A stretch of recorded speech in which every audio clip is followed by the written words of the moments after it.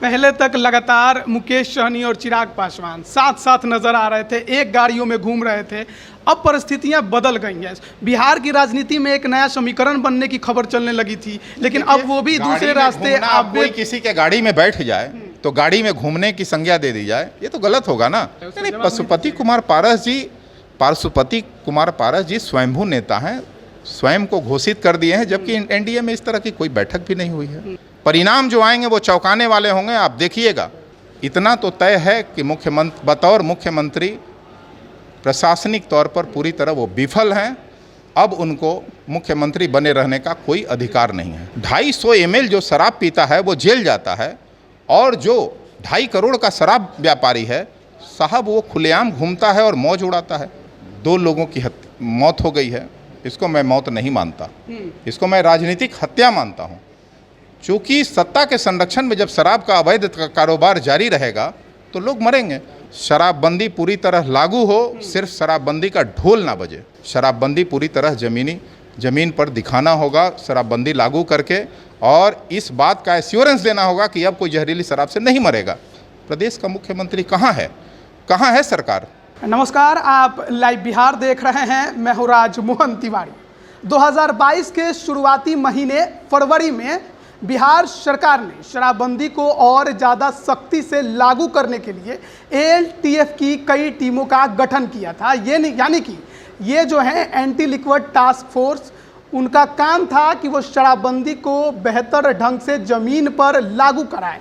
लेकिन हुआ ये कि कुछ महीने बाद इसे बंद करना पड़ा है, और इससे आप समझ सकते हैं कि बिहार में शराबबंदी की हकीकत क्या है। पिछले दिनों की खबर है, छपरा में जहरीले शराब पीने से कई लोगों की जानें चली गई। तो फिर इस तरह की शराबबंदी का क्या फ़ायदा हो रहा है बिहार को, इस पर बात करेंगे। हमारे साथ लोजपा रामविलास के मुख्य प्रवक्ता राजेश भट्ट जी हैं। अब तो बंद कर दिया गया है, नया टीम बनाया गया कि शराबबंदी लागू करेंगे, कुछ ही महीनों में बंद हो गया, और पिछले दिन की खबर है कि जहरीले शराब से लोगों की मौत हो गई। हमारे राष्ट्रीय अध्यक्ष लगातार कहते रहे हैं कि प्रदेश की सरकार, मौजूदा सरकार जो है, शराबबंदी के मुद्दे पर पूरी तरह विफल है। इसलिए विफल है कि सत्ता के संरक्षण में ही जब शराब का अवैध कारोबार फल फूल रहा है तो इस पर नकेल कौन कसेगा। जब सैया भैल कोतवाल तो डर काहे का, आपने कहावत सुना होगा। तो मौजूदा सरकार के कई मंत्री, कई राजनेता, पार्टी के कई वरीय पदाधिकारी जब इस कारोबार में संलिप्त हैं, पूरी पार्टी लगभग संलिप्त है, तो अब इस पर नकेल कौन कसेगा। आप देखिए, फरवरी में एंटी लिकर टास्क फोर्स का गठन किया गया, और ये कहते हुए गठन किया गया कि शराबबंदी कानून को ज़मीनी हकीकत देने के लिए, ज़मीन पे पूरी तरह उतारने के लिए, नकेल कसने के लिए एंटी लिकर टास्क फोर्स का गठन किया गया है। 20 टीम बनी थी पटना में। और आप अब देख रहे हो कि आज की खबर जो है समाचार पत्रों में छपी है कि सरकार ने एंटी लिकर टास्क फोर्स को विघटित कर दिया है। अब उसकी कोई आवश्यकता नहीं रह गई है। तो जानना मैं ये चाहता हूँ प्रदेश के मुख्यमंत्री से कि क्या शराबबंदी पूरी तरह लागू हो गई है? अब शराब धड़ल्ले से जो बिक्री जारी है, होम डिलीवरी, वो नहीं हो रही है? क्या शराब से अब लोग नहीं मरेंगे? ये एक मौजूदा सवाल है।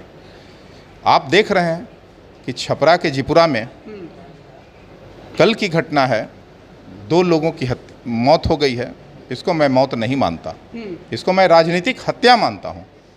चूँकि सत्ता के संरक्षण में जब शराब का अवैध कारोबार जारी रहेगा तो लोग मरेंगे। और मुख्यमंत्री जी ने ऐसा कहा है, असंवेदनशील बयान दिया है कि गलत चीज़ पिएंगे तो लोग मरेंगे ही।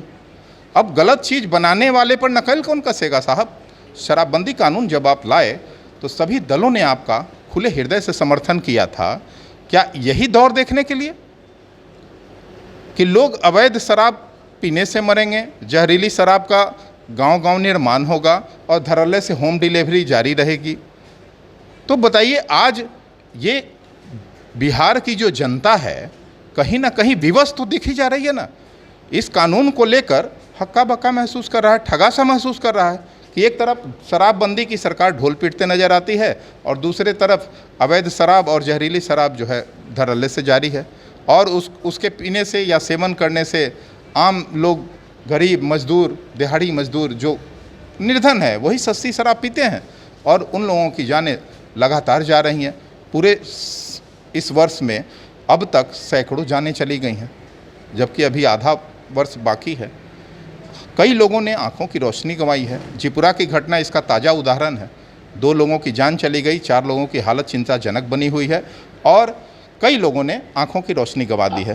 सरकार पूरी तरह चुप है, चुप्पी साधे हुई है। कोई संवेदनशीलता नहीं है सरकार में, ना तो उस पीड़ित परिवार के प्रति कोई अपनी संवेदना मुख्यमंत्री जी ने जताई हो या उस परिवार का कुशल क्षेम पूछे हों। इस कार्य के लिए पूरे प्रदेश में अगर कोई नेता है तो वो लोजपा रामविलास के राष्ट्रीय अध्यक्ष आदरणीय श्री चिराग पासवान जी ही हैं, जो घर घर जाकर ऐसे सभी प्रभावित परिवारों का कुशल क्षेम पूछने का काम करते हैं और हर संभव उन लोगों को मदद करते हैं। आपने कहा कि सरकार के कई नेता मंत्री शराब कारोबार में लगे हुए हैं, नहीं। तो आखिरकार खुलासा आप लोगों को मालूम है तो क्यों नहीं कर रहे हैं? नहीं, खुलासा हम क्या करें? सरकार, आपसे मैं जानना चाहता हूं कि सरकार का आईबी फेल है, सरकार का जो खुफिया तंत्र है फेल है। प्रदेश के मुख्यमंत्री जब गृह मंत्री हैं, कानून व्यवस्था की जिम्मेवारी उन्हीं पर है, सारा प्रशासन का महकमा उनके हाथ में है, क्या उनको खबर नहीं है? प्रदेश के कई नेताओं के यहाँ बड़ी खेप बरामद हुई तो उन्होंने क्या किया? तो ये क्यों नहीं माना जाए कि सत्ता में बैठे हुए लोग सत्ता के संरक्षण में इस शराब का जो है व्यापार कर रहे हैं? क्यों नहीं माना जाए? चिराग जी क्या चाहते हैं? शराबबंदी खत्म कर दी जाए? चिराग जी ये मानते हैं कि शराबबंदी पूरी तरह लागू हो, सिर्फ शराबबंदी का ढोल ना बजे। अच्छा। आज तक ढोल बज रहा है और इस ढोल से काम नहीं चलेगा। शराबबंदी पूरी तरह ज़मीन पर दिखाना होगा, शराबबंदी लागू करके, और इस बात का एश्योरेंस देना होगा कि अब कोई जहरीली शराब से नहीं मरेगा। हकीकत कुछ और है।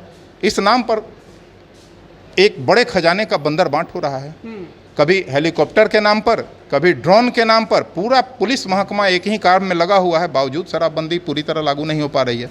तो ये बेहद दुखद है और हास्यास्पद भी है। सरकार पर एक और आरोप ये भी लगता है कि सारी जो पुलिस फोर्स है वो केवल एक शराबबंदी को लागू करने में लगी हुई है, बावजूद वो फेल है, लेकिन उसके वजह से राज्य में कानून व्यवस्था भी बिगड़ी है। यही कारण है कि आज पुलिस एक बोतल शराब पकड़ने में लगी हुई है और अपराधी खुलेआम जो है अपराध किए जा रहे हैं, चाहे वो डकैती हो, लूट हो, हत्या हो, दुष्कर्म हो।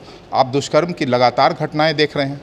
पूरे प्रदेश में कई दलित युवतियों के साथ अभी हाल में नवादा के सरौनी में पुलिस द्वारा 20 पुलिसकर्मी मध्य रात्रि में एक बच्ची पर प्रहार करते हैं और उसको इतना पीटते हैं कि वो अधमरी हो जाती है, बेहोश हो जाती है, और मुकदमा दर्ज नहीं होता है।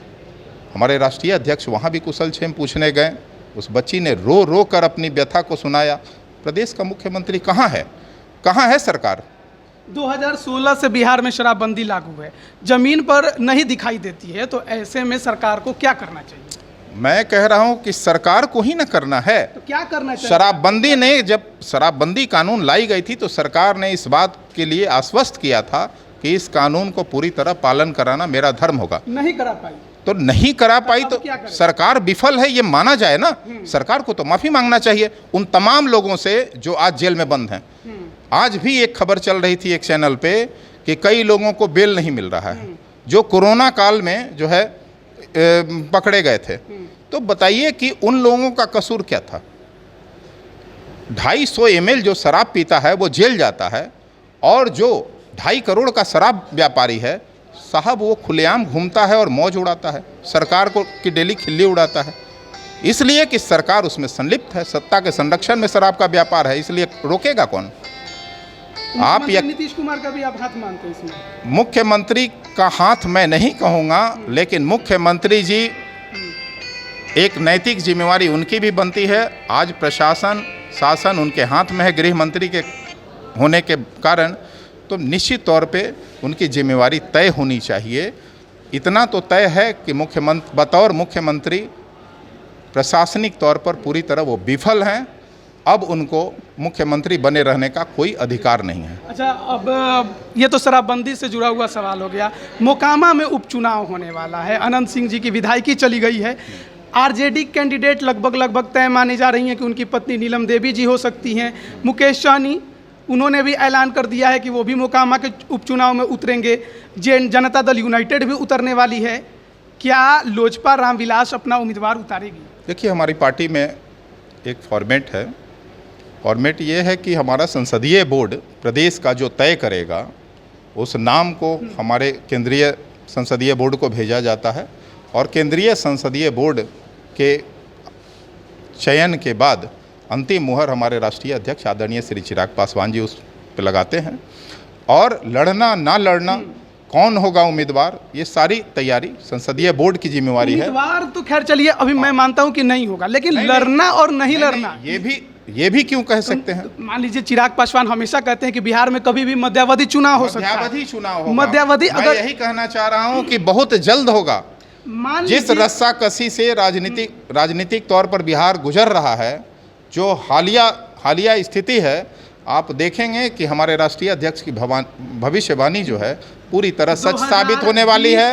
और आप तय मान लीजिए कि लोकसभा से पहले यहाँ विधानसभा हो जाएगी। 2020 के परिणाम के बाद से लगातार चिराग पासवान यही कह रहे हैं। हालांकि अभी तक ऐसी कुछ परिस्थितियां नहीं बनी हैं, लेकिन जहां पर चुनाव होने की परिस्थितियां दिख रही हैं उसकी तैयारी आपने की है या नहीं की? परिस्थितियां रोज बन रही है, हालात बहुत खराब हैं। गठबंधन में रस्साकसी क्या चल रहा है वो खुलेआम जनता देख रही है। अमित शाह जी आए, जेपी नड्डा जी आए, उन्होंने तो कह दिया कि 24 और 25 दोनों साथ लड़ेंगे। यही देखिए, बयान देना अलग चीज है, जमीनी हकीकत कुछ और होता है। नेता ये बात कह रहे हैं तो मानना चाहिए। तो ठीक है ना, अब तो देखेगी ना बिहार की जनता कि ये कितना खरी उतरती है। ये बात मध्यावधि चुनाव होगा नहीं होगा ये तो बात की बात है, लेकिन मोकामा में चुनाव होगा ये तो तय है। हाँ, तो वहां पे आप लड़ेंगे कि नहीं लड़ेंगे? नहीं, संसदीय बोर्ड तय करेगी कौन लड़ेगा और उसके बाद हम आपको बताएंगे। मुकेश सहनी जी ने ऐलान कर दिया है अवश्य लड़ेंगे, हर सीट पे लड़ेंगे। एलजेपी पहले 2005 हो, 10 हो, 15 हो, वहां पर चुनाव हमेशा लड़ती रही है। एक अच्छा जनाधार लोजपा का वहां पे रहा है। बिल्कुल हमारी संसदीय बोर्ड इस पे काम कर रही है और जैसे ही कुछ निर्णय होता है, अंतिम फैसला होता है, मैं आपको सूचित करूंगा। कुछ दिन पहले तक लगातार मुकेश सहनी और चिराग पासवान साथ साथ नजर आ रहे थे, एक गाड़ियों में घूम रहे थे। अब परिस्थितियां बदल गई हैं। बिहार की राजनीति में एक नया समीकरण बनने की खबर चलने लगी थी, लेकिन अब वो भी दूसरे रास्ते। आप कोई किसी के गाड़ी में बैठ जाए तो गाड़ी में घूमने की संज्ञा दे दी जाए, ये तो गलत होगा ना।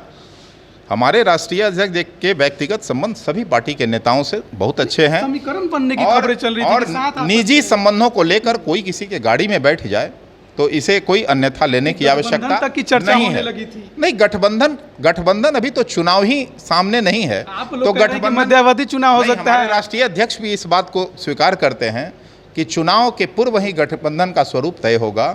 गठबंधन में कौन साथ रहेगा वो राष्ट्रीय अध्यक्ष तय करेंगे और वो चुनाव के पूर्व तय करेंगे। अभी गठबंधन की कोई चर्चा ही नहीं है। मुकेश सहनी ने खुलेआम एक मंच से कह दिया था कि चिराग पासवान की राजनीति उनके पिता के दम पर है।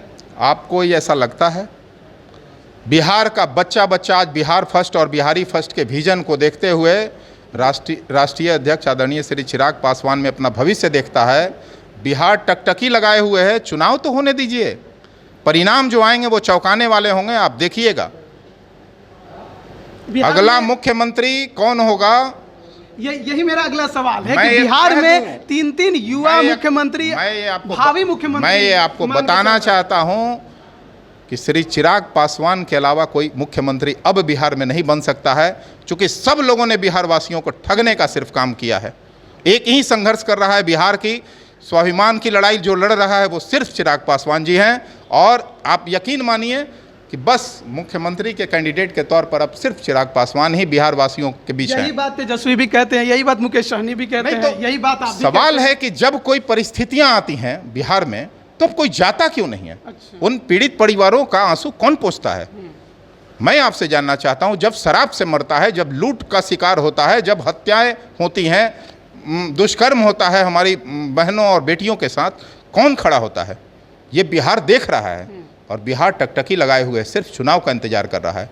चुनाव के बाद जो परिणाम आएंगे वो चौंकाने वाले एक होंगे। सवाल पशुपति पारस जी ने किया है चिराग पासवान से कि वो तो हाजीपुर से चुनाव लड़ेंगे, लेकिन चिराग कहाँ से लड़ेंगे वो बता दें। बिहार की जनता तय करेगी। चिराग जी कोई एक संसदीय क्षेत्र के नेता थोड़े ना हैं, वो तो देश के नेता हैं, देश के नेता हैं। क्या पूरा जमुई देश छोड़ के चाहता है हाजीपुर उनको, जा सकते हैं? पूरा देश चाहता है। मैं कह रहा हूं कि बिहार की जनता तय करेगी। जनता जनार्दन होती है लोकतंत्र में।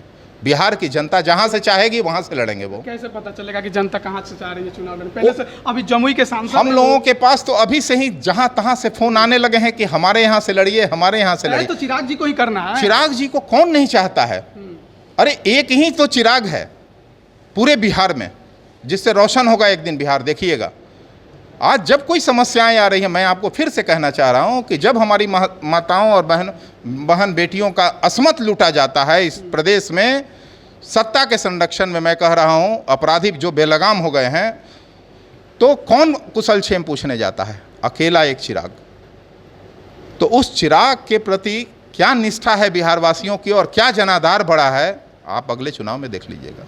तो अभी आप बताइएगा नहीं कहाँ पशुपति पारस जी ने जो सवाल किया है उसका नहीं, जवाब पशुपति कुमार पारस जी स्वयंभू नेता हैं, स्वयं को घोषित कर दिए हैं, जबकि एनडीए में इस तरह की कोई बैठक भी नहीं हुई है।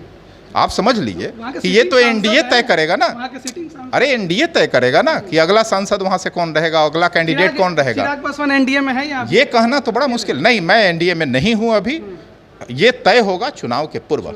मैं किसी भी गठबंधन में नहीं हूं, गठबंधन का हिस्सा नहीं हूं, ना एनडीए का हूं ना यूपीए का हूं। बहुत बहुत धन्यवाद आपका हमारे साथ जुड़ने के लिए। तो ये लोजपा रामविलास के मुख्य प्रवक्ता राजेश भट्ट जी थे। कई सवालों के जवाब जो आप खोज रहे थे वो आपको मिल गए होंगे। साथ ही साथ जिस प्रकार से बिहार में शराबबंदी को लेकर सवाल चिराग पासवान लगातार उठाते रहे हैं, उस पर भी एक बार फिर से इन्होंने सवाल उठाया है। साथ ही साथ मोकामा उपचुनाव पर भी कहा है कि संसदीय बोर्ड तय करेगी कि लड़ना है या नहीं लड़ना है। अब बने रहिए लाइव बिहार के साथ, तमाम अपडेट हम आप तक पहुंचा रहे हैं। आप सभी का बहुत बहुत धन्यवाद। लाइव बिहार यूट्यूब पर सब्सक्राइब और फेसबुक पर लाइक जरूर करें।